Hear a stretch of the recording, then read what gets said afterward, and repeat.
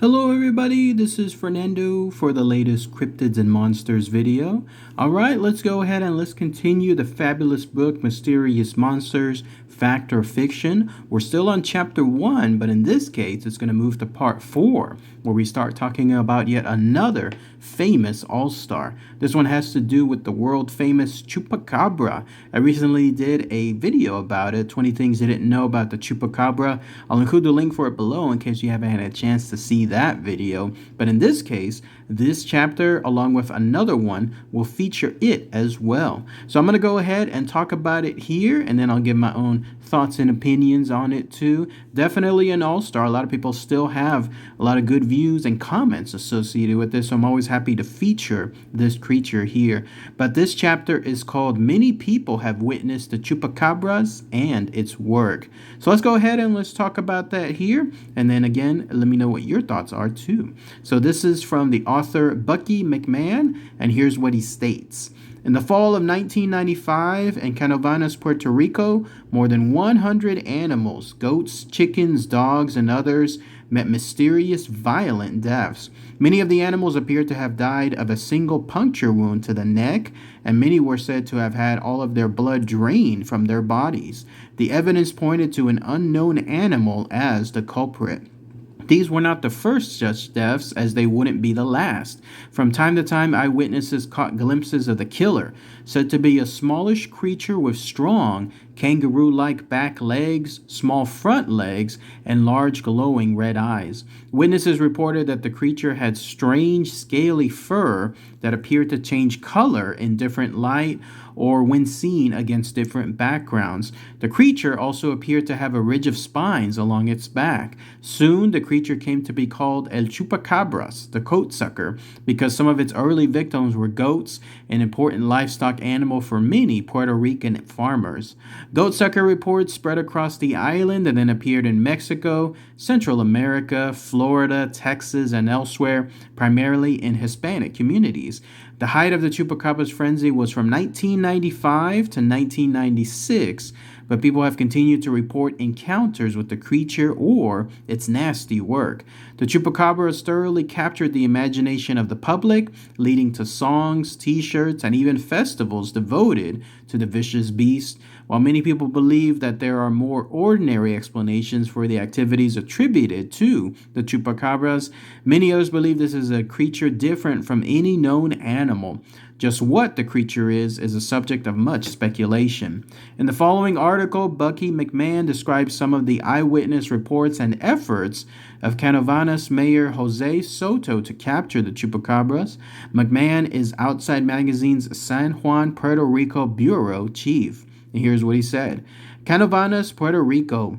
An unwelcome anniversary is being celebrated here, one that elicits not joy from the citizens of this and neighboring towns, but anxiety.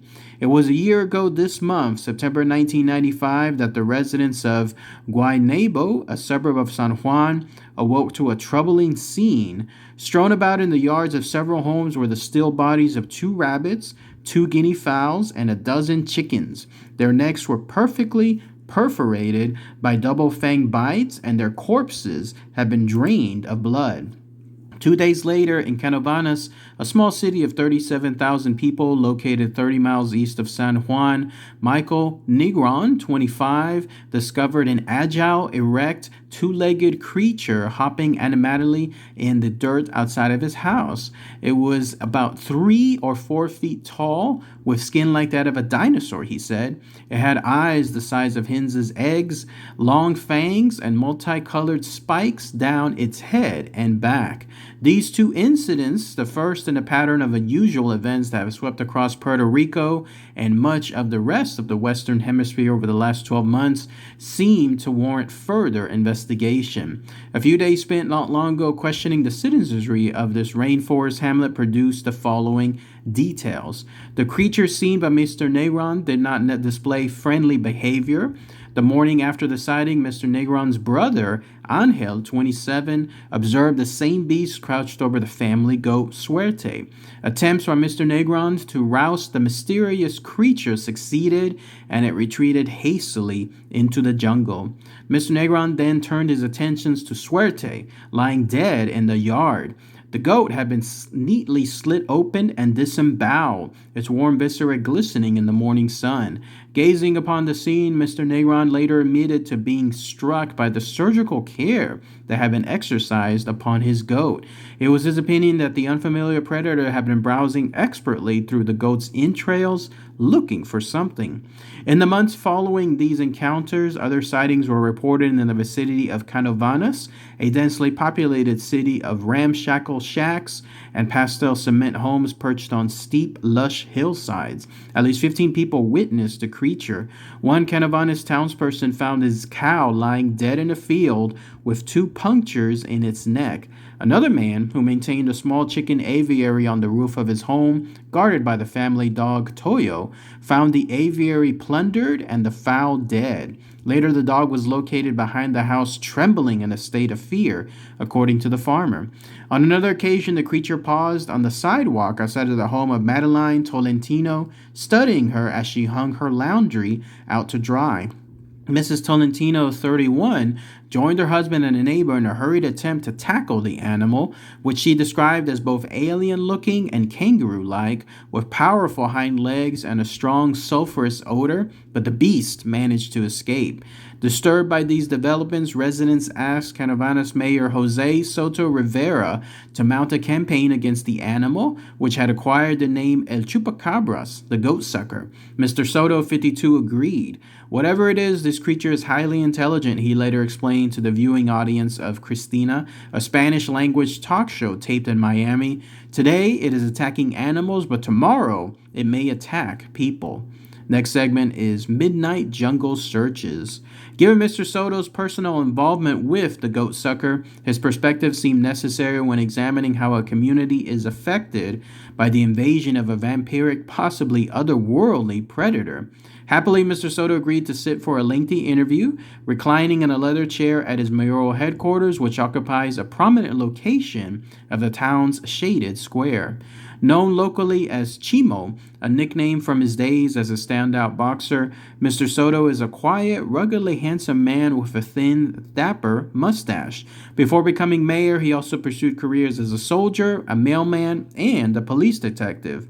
Mr. Soto said that on October 29, 1995, the Sunday before Halloween, he led an evening expedition of 200 civil defense employees and other volunteers into the dense jungle surrounding Caravanas. They dressed in camouflage and armed themselves with torches, nets, spear guns, pistols, and other weapons. Seeking to capture a live goat sucker, they erected large metal traps, baiting them with goats and small cattle. "We're close," Mr. Soto recalled saying, referring to his prey. "I can smell him." Unfortunately, the goat sucker eluded the posse that evening, and it continued to do so on subsequent weekly hunts. "We've never seen him," Mr. Soto acknowledged, speaking between occasional interruptions from his cellular phone. "We can't catch him or beat him." Next segment is called Rabbit Slain on Long Island.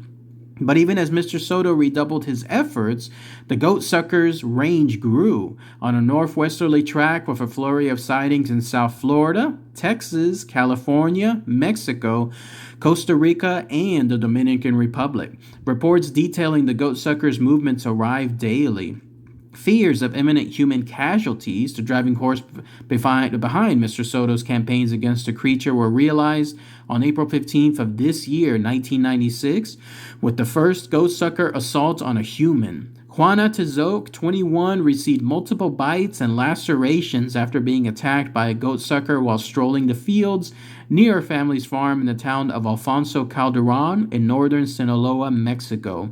Mrs. Tizoc described being set upon by the creature after it descended from the sky on web-like appendages, a detail confirming the hypothesis that several species of the creature exist, both winged and non-winged. On May 10th, a rooster fell victim in Mendota, California, and the Fresno County Department of Agriculture subsequently logged 10 complaints of goat sucker activity, prompting worried parents to cancel their children's prom outings. According to the St. Petersburg Times, 69 animals were attacked and killed on May 14th in the Miami neighborhood known as Sweetwater. The victims included geese, goats, chickens, and ducks. By May 17th, half of Mexico's 32 states had registered attacks involving the creature. These escalating reports led some communities in the United States to make light of the situation, an all too common reaction to unexplained phenomenon. At the annual Puerto Rico Day Festival in New York City, scores of paraders fashioned goatsucker costumes in an attempt to find levity in the tragedies befalling their homeland. On May 19th, several pranksters in Cambridge, Massachusetts, claimed to have observed the creature, a sighting that was later determined to be specious. I knew it was headed our way, Cambridge Chamber of Commerce staff member Allison Dowd later mused in the Boston Herald, but I had no idea it was already here. And yet that same week, out on Long Island, New York, an actual goatsucker struck the Bayshore home of Miguel Lopez, 42, dispatching a dozen chickens and 7 rabbits with his classic double-fanged bite. In the fearful months since the attack on Mr. Lopez's animal, goatsuckers have drained, killed, and mutilated hundreds of domestic livestock throughout the hemisphere and, operating in increasingly brazen fashion, have effected scores of thus far non-lethal attacks on humans. So let's go ahead and let's pause that here, and then we'll continue the rest of this chapter on the next part. So as you can see, this chapter indeed starts off strong. It pretty much chronicles the Chupacabra as far as its earliest incarnations, and then goes through a score of activity that it had. Some of it I already talked about again within some of my past videos on the Chupacabra, but some of it seems new to me. First off, it was interesting associated with this creature that it had this idea that it was a strong sulfurous smell. It matched what I was mentioning on the video before, that you can kind of sense it. In other words, beforehand, by the smell. As long as you can smell it around you, then you know it's within its vicinity. I was surprised, too, by the notion that the creature was described as being winged. I don't recall mentioning that within my actual video. Like, if somebody knows more information on that, let me know. Everything that I've read so far, all the accounts have been that it runs and it jumps really good, but I haven't heard anything about it flying, or at least in this case gliding. More likely that's what it does along those lines. And then also the fact that it attacks humans too. I remember in the video I was mentioning that at least there's luck when it doesn't have that attribute, but no, in this case here you have the situation with that poor woman, that 21-year-old, who was essentially attacked by it, Juana Tizoc, and then she in turn received multiple bites and lacerations, and then it started attacking, as I said towards the end of this part, far more other non-lethal attacks on humans, but nothing in terms of actual names or locations. But you can see that it was moving from its area there in Puerto Rico, moving towards the rest of the Western Hemisphere, and then moving towards other parts as well, and then finally coming into the United States. If it's one creature or multiple, that's again another debate, but I do think that there are multitudes of them as well. And in this case, here you have it being examined to this very day. People still talking about the Chupacabra, as I am now, and as others will as well, and there'll be other sightings too as well. I was very surprised too about it going all the way to New York. How about that? I don't recall that either, but apparently it's traveled that far, so it definitely goes a long way when it comes to its daily hunts. But otherwise, let me know what you guys think about this new chapter. Lots of good info, right, when it comes to the Chupacabra. All right, everybody. Thanks again as always. Take care. Bye.